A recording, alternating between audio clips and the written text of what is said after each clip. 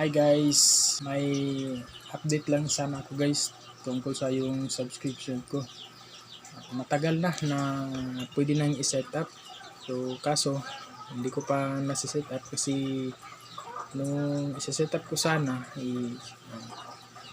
may nakalagay na amount. So yan guys, no. Yan pwede na sanang i-set up kaso may nakalagay kasi ng mga amount. So natatakot ako. And then hindi ko alam kung para saan yun. So sa mga meron ng subscription dyan, so sana na mapansin nyo itong video ko para malaman ko kung ano yung subscription, and then paano ito makakatulong sa atin, paano yung kitaan dito sa subscription.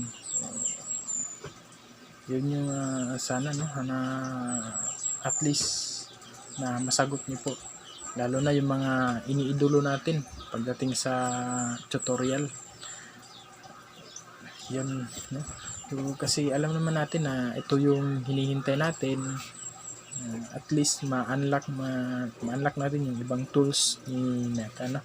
Kasi yan yung susi para at least na makakuha na tayo ng mga earnings natin. So, yun lang, no.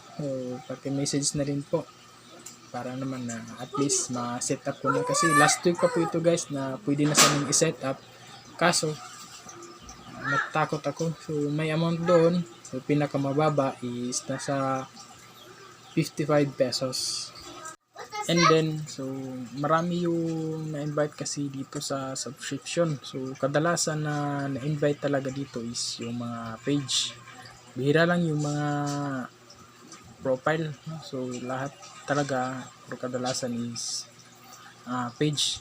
So doon sa subscription, kinakailangan kasi doon na makakuha ka ng almost 10,000 followers. So yung sa akin is nasa mga 9 pa, no, yan 9,000 followers pa. So masaya ako at least na invite ako ni Lolo Meta, no, na i-set up itong subscription kahit na hindi pa ako umabot sa 10k, and then bihira lamang po kasi akong mag-post ng mga video. Yun, napansin ko na pwede na palang i-set up. Sana, no, na mapansin nyo itong video nito para naman ma-set up ko na rin itong subscription ko. Sana matulungan po ako, no. So, sa mga nag-tutorial dyan, sana mapansin nyo yung video na ito. Maraming salamat po.